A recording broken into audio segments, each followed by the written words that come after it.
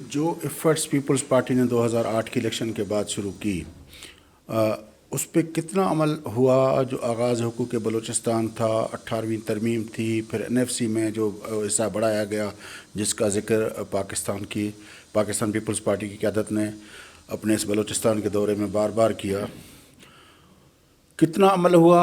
اور پھر آگے عمل نہیں ہوا تو اس میں رکاوٹیں کون سی تھیں؟ دیکھیے، اب آغاز حقوق بلوچستان کے تحت 20,000 سے زیادہ لوگوں کو محکمہ تعلیم میں ملازمتیں دی گئی. اسی طریقے سے ہر ادارے میں، ہر محکمے میں لوگوں کو، یہاں کے نوجوانوں کو روزگار دی گئی. 18ویں ترمیم کا اختیار بلوچستان گورنمنٹ کو دی گئی. بلوچستان گورنمنٹ کی ذمہ داری بنتی تھی کہ وہ جو وسائل ہمیں مل رہے تھے ان کو بروئے کار لائیں، اور اس کا صحیح استعمال ہونا چاہیے تھا، جو کہ وہ گورنمنٹ آپ کی تھی؟ نہیں، ہماری نہیں تھی. بعد میں حکومت تھی. ہماری دور حکومت میں تو 18ویں ترمیم منظور ہوئی تھی گوادر میں بیٹھ کے. رئیسانی صاحب جو تھے، نواب رئیسانی صاحب آپ کے وزیر اعلیٰ تھے؟ رئیسانی صاحب بالکل چیف منسٹر ہمارے تھے. اس دور میں یہ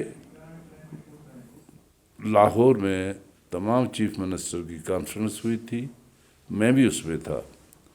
تو وہاں پہ شیئر پہ سمجھوتا ہوا کہ بلوچستان کو کتنا ہونا چاہیے اس در کے، جس پہ متفق نہیں ہو رہے تھے. پھر وہیں پہ متفق ہوئے.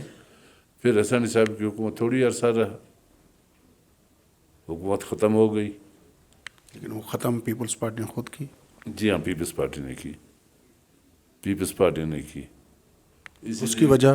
اس کی وجہ یہ تھی کہ بلوچستان کے اندر امن امان کی صورتحال انتہائی خراب تھی. یہاں پہ 80 لاشیں لوگ رکھ کر کے ایک ہفتے پہ سے احتجاج پہ تھے.